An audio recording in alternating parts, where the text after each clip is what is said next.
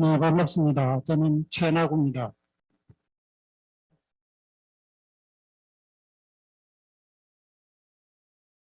제가 지금부터 설명을 할 내용은 ODA 사업을 활용한 해외기술 이전 사업화 전략에 대해서 설명을 드리도록 하겠습니다.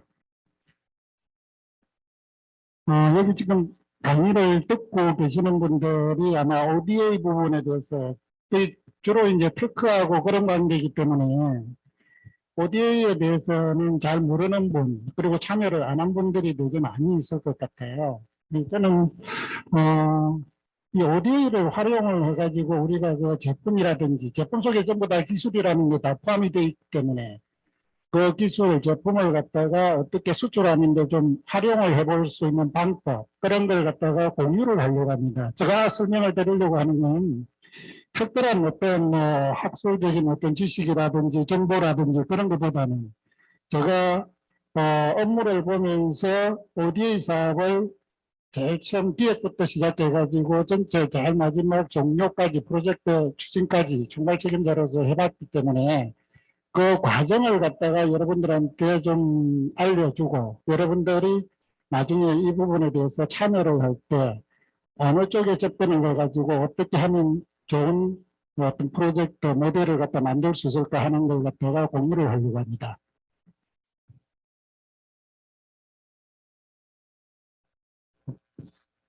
또 한 번만.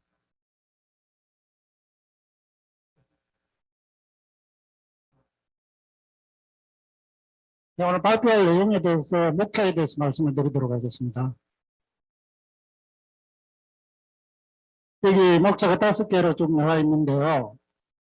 이 중에서 뭐 거의 한 반은 이제 개요. 왜냐하면 우리가 ODA를 하려면 ODA에 대한 어떤 프레임이 머리 쪽에 딱 짜여져 있어야 돼요. 그걸 좀 상식적인 차원에서 우리가 뭐 속된 말로 술자석이라든지 어디 누구를 만나가지고 뭐 이런저런 대화를 할 때 ODA라는 게 나오면 머릿속에 최소한 어떤 갖고 있어야 될 상식 같은 걸 좀 전달해 주고요. 그 속에는 이제 진행하는 과정이라든지 프로세스라든지 그런 것도 다 포함이 되어 있습니다. 이 속에는. 그 다음에 ODA 모델을 갖다가 어떻게 만들 것인지, 그 ODA 모델을 잘 만들어야 우리가 갖고 있는 상품이나 기술을 수출하는 데 많은 도움을 좀 받을 수 있기 때문에 ODA 모델 만드는 게 가장 중요한 어떤 과제입니다. 그 부분에 대해서 말씀을 드리도록 하겠습니다. ODA 계획에 대해서 간단하게 말씀을 드리도록 하겠습니다. 여기에서 ODA 계획이라는 것은 ODA 전문가들이 주로 이야기하는 그런 내용하고는 좀 달리 가장 기본적으로 우리가 알아야 될 내용들입니다. 우리가 ODA라는 것은 여기 나와 있는 것이 똑같이 공적 개발 원조입니다. 그러니까 개인한테, 어느 개인 사업체라든지 그런 데 지원해 주는 게 아니고요. 우리나라 정부나 유엔기관이나 그런 데에서 외국에 이제 개발도상국이나 후진국이죠. 거기에 지원을 해주는 형태인데 그 지원해주는 내용들이 그냥 아무거나 지원을 해주는 게 아니고 그 나라에 대한 어떤 주로 이제 여기 나와 있는 것이 빈곤 퇴치부터 시작해가지고 쭉 교육도 있고요. 성평등 같은 것도 있고 마지막에 17번 글로벌 파트너십까지 이 17개의 범주 내에서 주로 이제 ODA 사업을 해주라, ODA를 지원을 해주라 라는 겁니다. 여기에 지금 목적에 SDGs라고 되어 있는 거는 여기 제일 끝에 나와 있는 지속 가능한 개발 목표입니다. 이 약자를 갖다 여기 나눈 거고요. 이 17개 중에서 ODA 사업을 해주면 좋겠다 라고 유엔에서 권고를 해놓은 내용들입니다. 그러니까 우리가 ODA 사업을 나중에 프로젝트 그 모델을 개발을 할 때 이 범위 내에서 개발하면 채택될 확률이 상당히 높다는 거죠. ODA 종류 나와 있는데 여기는 특별하게 설명은 안 하겠고요. ODA는 양자, 다자간이 있고 우리가 오늘 하려고 하는 것은 ODA 양자 유상 원조에 대해서 주로 이야기를 하려고 합니다. 유상 원조는 여러분들도 많이 알고 있는 EDCF 자금, 그러니까 빌려주는 돈이기 때문에 우리하고는 좀 관계가 멀기 때문에 좀 생각하고요. 유상 원조 해주는 걸 가지고 어떻게 프레임을 짜볼까 하는 내용들입니다. 주체에 대해서는 누가 지원을 해주느냐는 거죠. 그렇게 NGO에서 지원해주는 것도 있고요. 정부가 지원해주는 게 있고, 국제기구 유엔이라든지 이런 데서 지원해주는 게 있는데 주로 국가에서 지원을 해주고 있습니다. 근데 여기 국가라는 것은 OECD 회원국 안에 BAC라는 어떤 위원회가 있어요. 이 위원회 회원국이 30개국이 있는데 이 나라들이 전 세계 개도국이나 후진국에 ODA를 지원을 해주고 있습니다. 이제 ODA GNI 국민 총생산 대비 룩셈부르크 같은 경우는 1% 쭉 이렇게 나와 있는데요. 우리나라 같은 경우는 0.15%, 미국이 0.15%. 유엔에서는 가능하면 GNI 대비 0.7% 정도는 지원을 해주라 라고 하고 있는데 이걸 오버하는 국가는 여기 나와 있는 것이 5개국밖에 없어요. 미국은 0.15%인데 실질적으로 ODA 지원해주는 금액상으로는 미국이 제일 커요. 그리고 미국이 아무래도 경제 규모가 크기 때문에 그럴 겁니다. 우리나라는 0.15%고요. 우리나라가 얼마나 지원을 해주고 있는지 약 여기 단위가 100만이니까 100만, 1000만으로 25억 달러. 우리 돈으로 약 한 3조 정도. 그리고 우리나라가 외국에 원조를 해주고 있는 금액이 1년에 약 한 3조 정도 된다. 이미 상식적으로 좀 우리 좀 해놔도 괜찮을 거예요, 아마.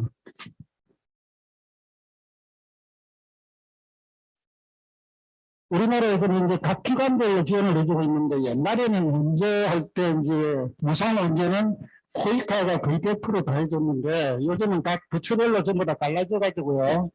농업 부분은 농림축산식품부 쪽에서 하고 있고 외교부 쪽을 하고 있고 코이카하고 외교부를 묶어가는 겁니다.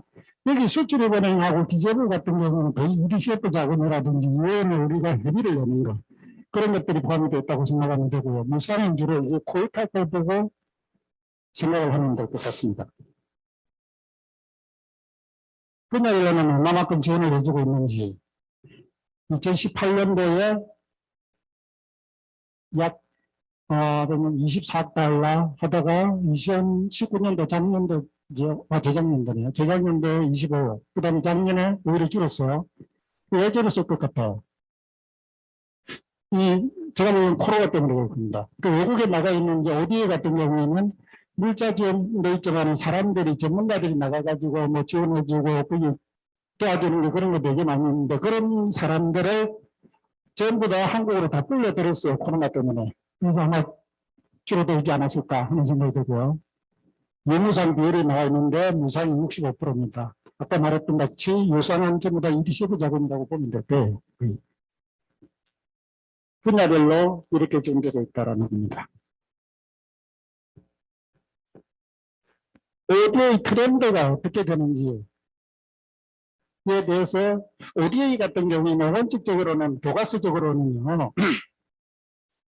착한 원조로 말하는 겁니다. 그러니까 우리나라가 베트남, 방글라데시에 뭐 학교를 지어준다든지 지어주고 나서 그것으로서 모든 대가를 바라면 안 되는 거예요. 그러니까 아주 착하게 지원을 해주고 그걸로 종료가 되면 뺑해야 돼요. 그러니까. 그런데 2000년대 들어와가지고 계속 다른 나라 국가들이 그렇게 하지를 않고 있어요.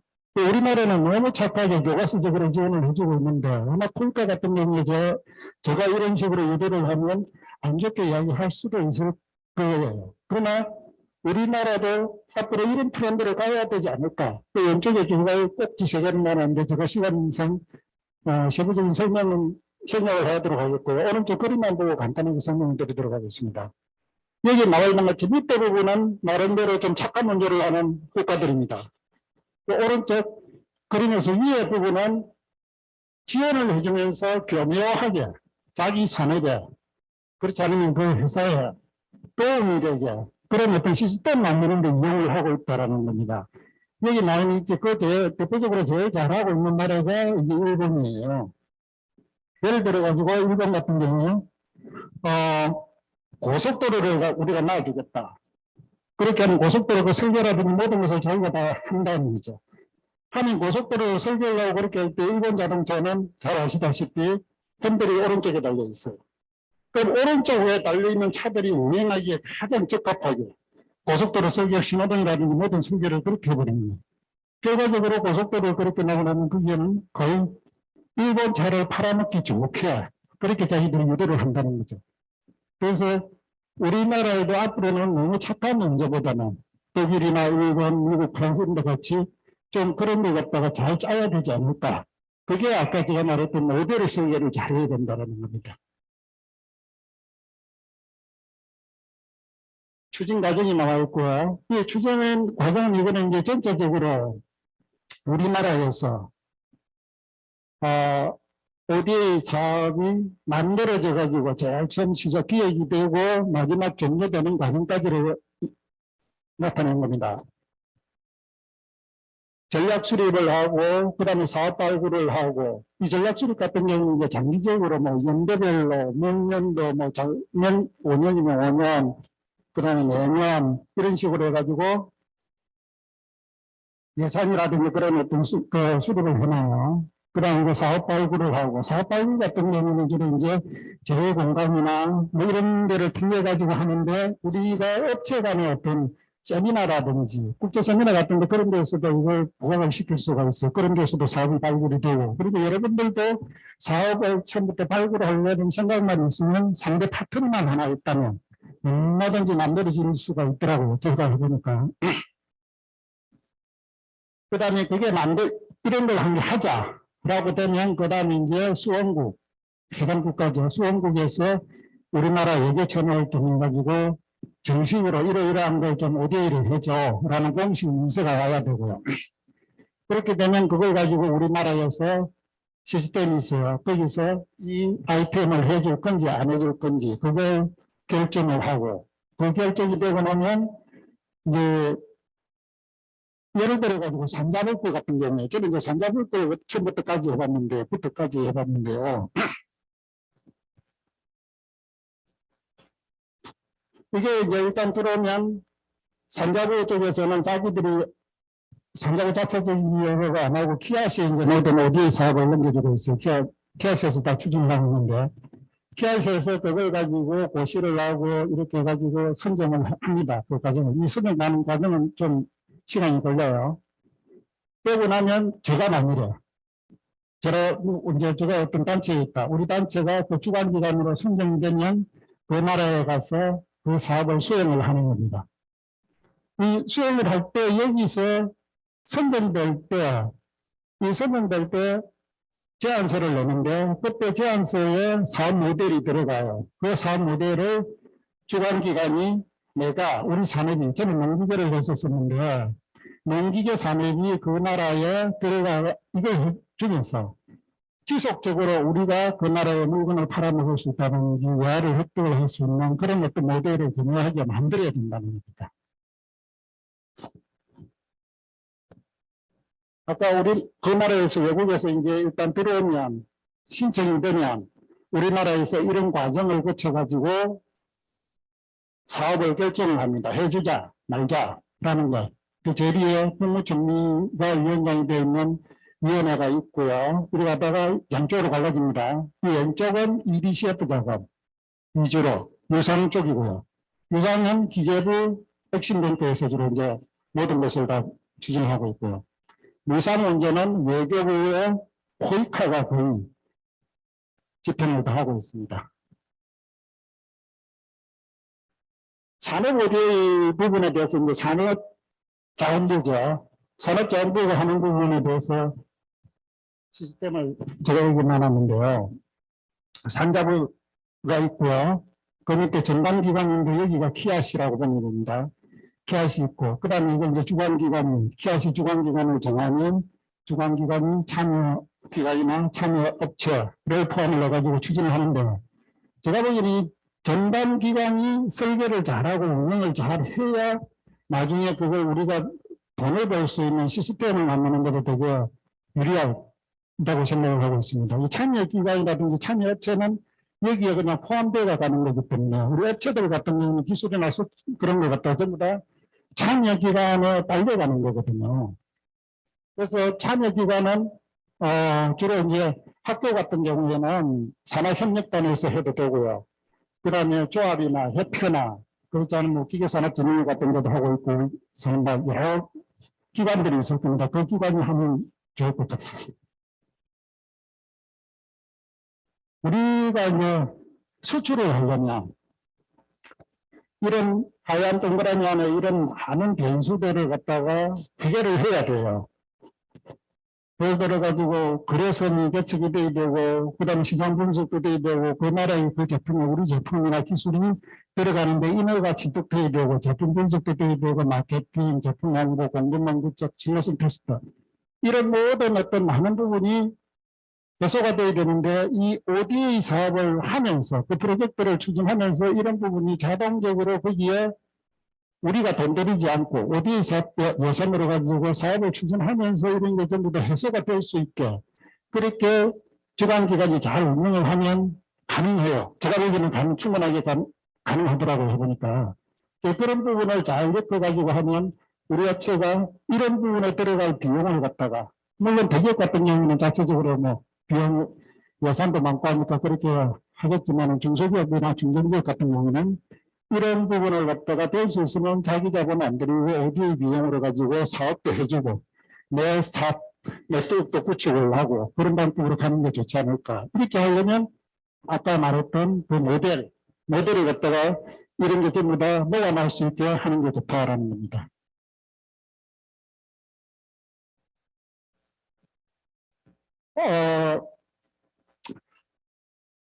ODA 사업을 추진을 하려면 일단 이게 N 부분이 사업 연도라고 생각을 하고요. 한 3단계 정도 과정을 거칩니다.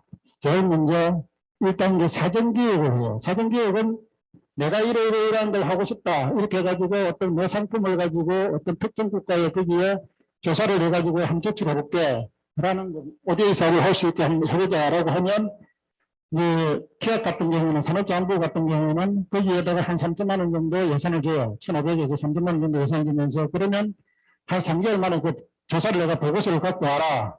그게 이제 한 2년 전에 이제 그렇게 시작이 돼요. 그럼 그 연도에 채택이 되면 그걸 가지고 그 나라에 가서 조사를 해가지고 보고서를 내요. 그 다음에 보고서가 그게 제출을 해가지고 여러 사람이 했을 거니까 그 중에서 또 채택을 합니다. 그 사람들이 발표를 해요. 갖고 와가지고. 그런 심의위원들이 저거는 프로젝트로 엮어가자. 라고 하면 2단계 그러면 아주 세부적으로 기획을 한다라 그러면 그걸. 그러면 그때 또 어느 정도의 예산을 줘요. 뭐 출장비라든지 뭐 전부 다 필요하니까. 그럼 그걸 가지고 이거를 상시기획 보고서를 내는데 이게 바로 사업 보고서라고 좀 사업 추진할 그 액션 플랜이라고 생각을 하면 됩니다. 그렇게 되면 이 중에서도 예를 들어 10개 정도 중에서 뭐 한 7개 정도가 채택이 된다고 보면 한 3개 정도는 떨어지고 그 7개는 또 추진을 하는 겁니다. 그래서 그 마지막에 N년도 이제 시작이 되는 거죠. 그럼 사업 그 프로젝트를 추진을 하는데 이때 이게 상세 기획을 할 때 이 ODA 모델을 우리가 갖고 있는 상품을 저 같은 경우는 농기계 조합에서 했는데 우리 산하에 국내에서 농기계를 제조하는 업체가 약 한 600개 정도가 가입이 되어 있어요. 그리고 우리 산업이 농기계 산업이 저 나라에 가가지고 잘할 수 있게 그렇게 이제 엮어 가야 되겠죠. 그렇게.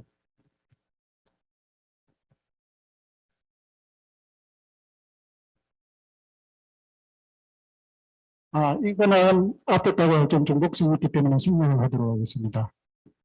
ODA 사업을 갖다가 가지고 대표적이라기보다는 이제 제가 설명하기 조금 편한 몇 개를 한번 들어내봤어요.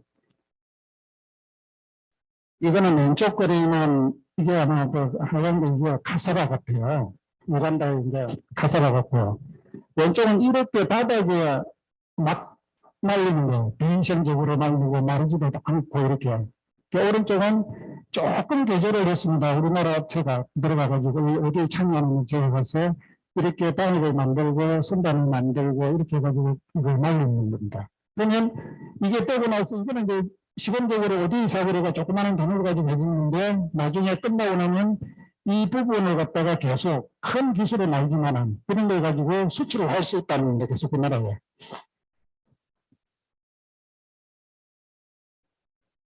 이거는 제가 직접 한 겁니다. 제가 이 총괄 책임자로 해가지고 직접 한 건데 그래서 설명을 좀 드리도록 하겠습니다.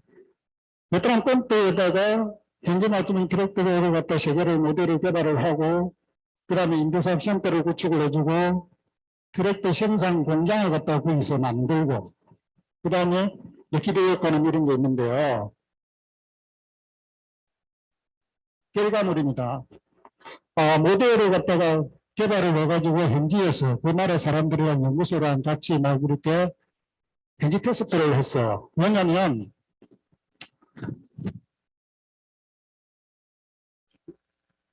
없는 게 맞겠습니다. 여기에 지금 나와 있는 같이 이 트랙터 같은 경우는 우리나라는 지금 트랙터가 국내에서 공급되고 있는 트랙터는 위에 캐빈도 있고 그 캐빈 안에 에어컨도 나오고 뭐 스테레오도 나오고 굉장히 자동차 수준의 그런 트랙터입니다. 그런데 여기는 그런 트랙터가 필요가 없어요. 베트남 같은 경우에는 너무 사치스럽고 그 다음에 도저히 그거는 지금 불편해서 사용을 못해요. 그 나라는. 왜냐하면 이 사람들은 전부 다 이동을 할 때 배를 가지고 이동을 해요. 도로가 발달이 되죠. 그리고 수로가 굉장히 발달이 잘 돼 있어가지고 어지간한 거는 배로 이동하고 농기계를 트랙터 콤바인 이항기를 이동하는 배가 전용 배가 따로 있어요. 볼것은 배가 조그마한 게 자기들이 다 갖고 있더라고요. 이 배가 가면서 교량에 걸려요. 이동을 하면서. 그렇기 때문에 캐빈을 떼야 돼요. 갈 때는. 안 그러면 캐빈 위에 그 교량이 걸려. 그래서 그런 어떤 부분 스펙을 갖다가 다운을 시킨 거죠. 제가 지금 오늘 설명하는 거는 앞에서 설명했던 분들은 전부 다 하이 퀄리티 쪽으로 이제 주로 많은 설명을 드렸는데 저는 적정 기술을 갖다가 가져야 된다라는 겁니다. 그 나라에 적합한 기술, 수준에 맞는 기술이라 해야 되지 너무 하이 퀄리티는 안 맞다라는 거죠. 그 나라에 맞는 트랙터가 필요했기 때문에 이거를 갖다가 스펙 다운하기 때문에 큰 돈은 들어가지는 않아요. 그럼 이걸 그 나라 사람들한테도 좀 전수도 해주고 공적으로 좀 해주는 거죠. 그러면서 모델을 개발을 하고 개발이 되고 나면 일단 그 나라에 잘 맞는지 안 맞는지 효과가 있는지 없는지 그런 게 있어야 되기 때문에 그걸 우리 입장에서는 내 걸 갖다가 테스트베드 한다는 생각으로 그렇게 하면서 주는 거고 그 나라 입장에서는 한 100대 정도를 갖다 예를 들어 트랙터를 주면 그 나라에서는 또 지원을 받는 입장이니까 그런 쪽으로 이제 설계를 그렇게 해야 된다는 거죠. 제가 말하는 거. 우리한테도 좀 도움이 되게. 그래서 이걸 지어준 겁니다. 이건 오른쪽은 창고고요. 트랙터를 넣을 수 있는 창고고 왼쪽에 여기는 이제 1층은 정비공장이고 2층은 이제 임대사업소를 운영을 하려면 이제 사람들이 건물을 해야 되니까 그걸로 해가지고 1층은 부품 창고 겸 정비공장이고요. 이렇게 만들어졌어요. 그러니까 이 부분은 이제 현지에 실질적으로 우리나라 기업과 그 나라 기업이 합작 투자를 한 업체입니다. 그래서 여기 실제 이게 조립 라인이고 조립된 건데 이거는 ODA 자금을 하면 안 되겠죠. 이거는 이제 설계를 할 때. 개인한테 가는 거니까. 그래서 이 부분은 업체가 민간 부담을 하는 거예요. 그래서 저희들은 이만큼은 ODA를 하고 이만큼은 민간 투자를 해가지고 설계를 한 거죠.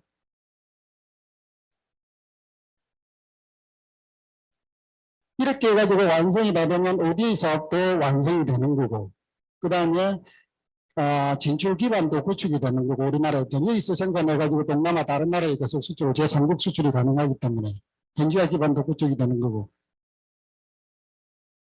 이런 식으로 하면 다른 아이템들도 이런 식으로 하면 좋지 않을까라는 게 제 생각입니다. 이게 너무 착한 원조보다는 이러면 우리나라도 좋고 저기도 좋고 좋지 않을까.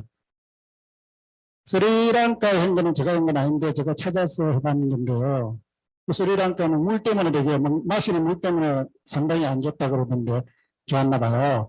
그래서 그 나라에서는 적토 여과 기술이라는 걸 가지고 뭐 마시는 물을 갖다 걸러 넣었다고 하는데 이게 한계가 있는 것 같아요. 그래서 우리나라 정수기 기술, 정수기 업체들이 가가지고 우리나라 기술을 약간 접목을 시켜가지고 함으로 인해 가지고 식수나 해소라든지 뭐 이런저런 거 다 하고 마지막으로 정수기 업체 우리 걸 갖다 도입하겠다고 자꾸 저 나라 정부에서도 그렇게 이야기를 한대요.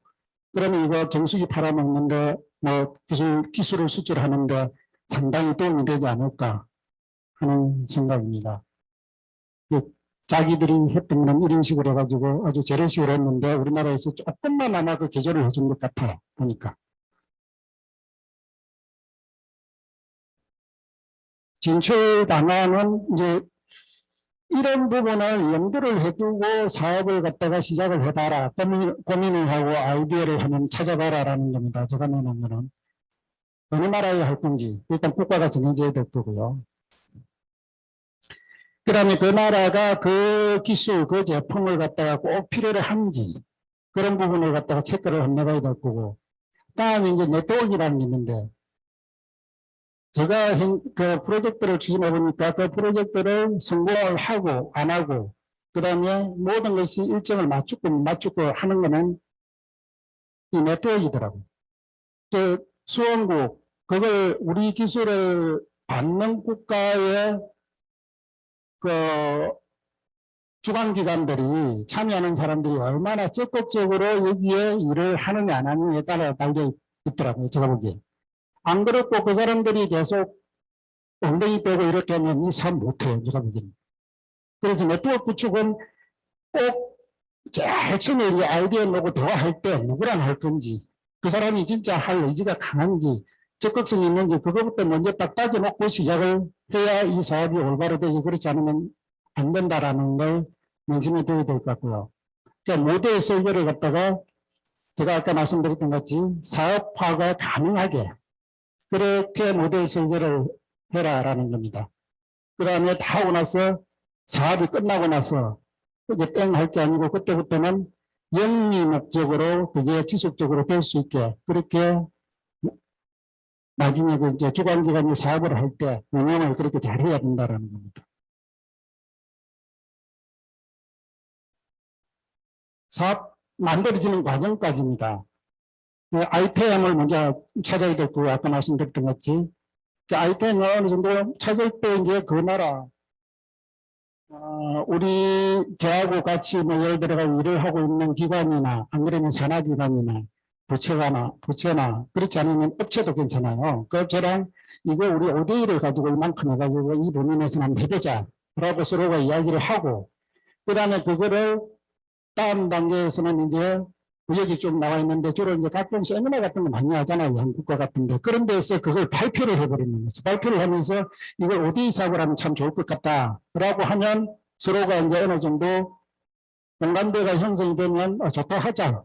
그렇게 되면 그 나라 국가의 외교부 보고 우리나라에 있는 대사관에다가 그거를 이러이러한 걸 어디에 사업을 해줘. 라고 이제 공식 문서를 요청을 하는 겁니다. 공식 문서를 요청하면 여기까지가 이제 수원국에 해야 될 주요 일들입니다.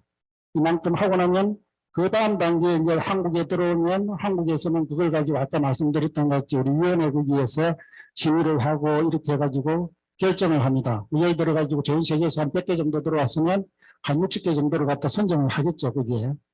선정이 되고 나면 그 다음 단계는 이제 주관기관 이거는 선정할 때는 이제 우리가 직접 참여하려고 하는 참여기관이 제안서를 잘 써가지고 주관기관 선정을 받는 겁니다.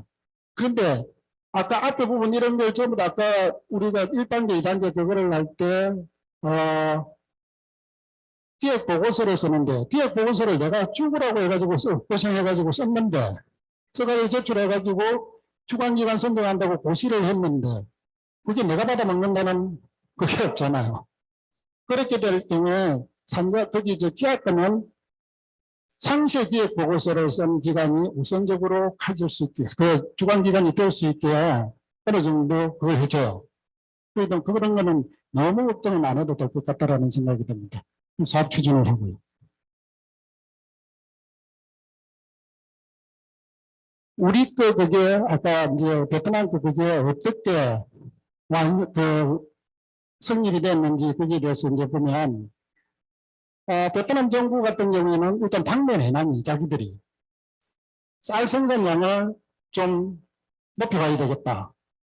그 다음에 수확구 손실률을 갖다 감소시켜 봐야 되겠다. 이 수확구 손실이라는 게 우리가 쌀을 갖다 재배를 하면서 빼고 이동하고 타작하고 이동하고 나중에 이제 도전 공장까지 가가지고 하는 과정에서 기계화가 안 돼 있고 수작업으로 이렇게 하면 30% 이상이 그냥 날아가 버려요. 손실이 돼 버려요.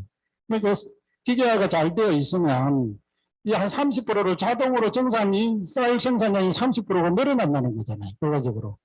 그래서 손실률을 어떻게 감소시킬까? 이게 아마 후진국들은 거의 고민일 겁니다. 우리나라 같은 경우에는 손실률이 3%가 채 안 돼요. 진짜 다 쌀을 갖다 벼를 갖다 재배하고 이렇게 하는데. 그다음에 농업 생산성 증대 방안을 좀 해야 되겠고, 그다음에 그 쌀을 갖다 품질도 좀 높여봐야 되겠고, 좋은 쌀을 좀 해봐야 되겠고, 그다음에 자기들은 거의 일본 농기계를 수입을 해가지고 쓰고 있는데 이 업체들의 형태도 있고 뭐 가격도 뭐 그렇고 이러니까 이걸 갖다 좀 막아볼 수 있는 방법, 자기들에서 만들어 가지고 할 수 있는 방법. 그다음에 소득정대, 그다음에 노인들 노동 착취도 방지도 봐야 되고 이런 어떤 당면 현안이 있어. 이 당면 현안을 갖다가 하기 위해서 자기들은 이런 걸 희망을 하고 있었어요. 그래서 우리나라가 이건 같은 경우는 정상회담에서 이걸 해주자라고 결정이 돼가지고 우리나라 대통령과 대통령 사이에서 이게 이루어진 겁니다. 그는 아까 얘기했죠. 재외공가라든지 발굴다라든지 뭐 업체 간의 대화라든지 국제회의라든지 이런 여러 가지 그 변수 그 과정이 있어서 그런 게 있는데 이 건은 정상회담에서 해주자라고 해가지고 그러면 이런 사업복지를 가지고 하면 좋겠다라고 만드는 게 베트남 농업기계화 지원 사업이라는 게 만들어졌던 겁니다. 다른 아이템들도 이런 걸 가지고 먼저 대화를 하고 당면 현안을 가지고 그럼 너가 뭐를 바라노? 이걸 가지고 한다. 그럼 우리 아이템을 여기다 접목을 시켜가지고 우리도 이익이 되고 자기들도 이익이 되게 모델을 설계를 하는 게 바람직하다라는 겁니다. 이거는 이제 수원국이 아까 요청서를 내야 된다 그러는데 요청서 쓰는 것도 사실은 우리가 가르쳐 줘야 돼요. 거의. 우리 쪽에서 이렇게 해서라. 주로 많이 가르쳐 주는 게 이제 ODA 사업 같은 경우는 큰 거 같은 경우는 전부 다 우리나라 사람들이 어느 정도 다 윤곽을 잡아줘요. 그래서 우리 어디에서 큰 거 뭐 토목 사업이나 이런 거는 주로 어디서 이제 많이 우리나라에서는 관여를 많이 하냐면 종합상사에서 많이 해요. 큰 것 같은 경우는. 그러니까 종합상사가 그 나라의 정부부처라든지 이렇게 하면서 어느 정도 이 제안서를 거의 다 요청서를 거의 만들어준다고 보면 됩니다. 그 만들어주면 사업지역은 이제 수원국 요청서를 만들 때 지역은 어디서 하고 그 아까 말했던 네트워크는 어떻게 구축을 할 거고 목적이라든지 목표 내용 어떤 내용으로 가져갈 거고 어떻게 몇 년간 이런 걸 전부 다 만들어 가지고 신청을 하고요. 그 다음에 주관기관이 제안서를 낼 때도 이런 과정을 전부 다 여기 육하원칙에 맞춰가지고 이게 다 들어가게 제안서를 만드는 겁니다.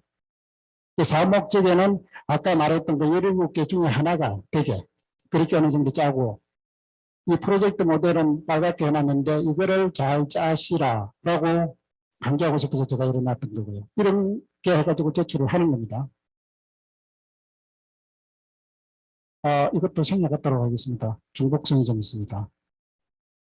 그렇게 해가지고 선정이 됐을 때 우리가 사업을 추진을 해야 되는데 추진할 때 보통 이제 뭐 첫 번째 단계, 두 번째 단계 이거는 내가 주관기관으로 선정이 됐고 그러면서 그 나라에 가가지고 우리 기관이 이제 실질적으로 그 프로젝트를 진행을 하면서 초기 단계에는 이렇게 했으면 좋겠고 두 번째 단계에서는 이렇게 했으면 좋겠고 하는 걸 갖다가 적용상 이랬으면 좋겠다라는 내용들입니다.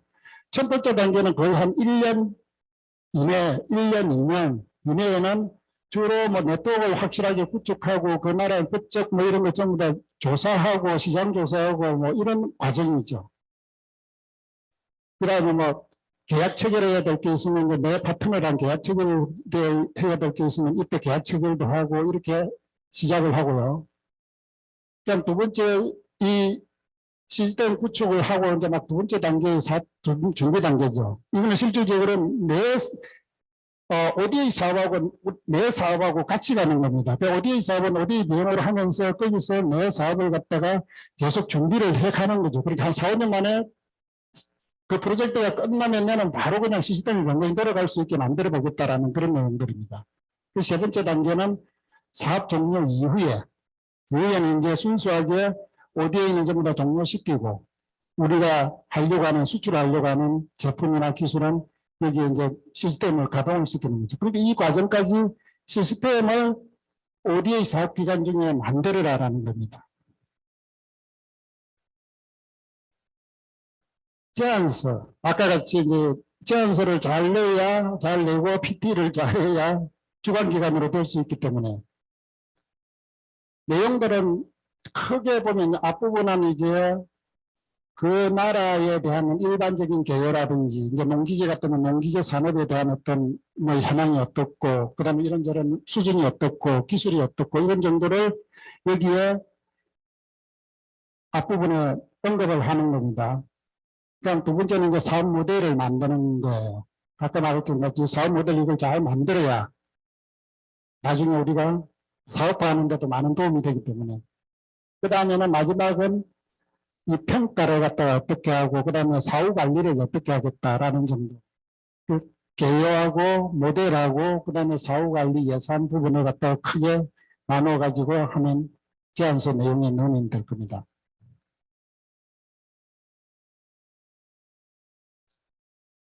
제안 개요 내용에는 조금 전에 말씀드렸던 같이 그런 내용들이 주로 들어가고요. 여기는 큰 어떤 그거는 없습니다.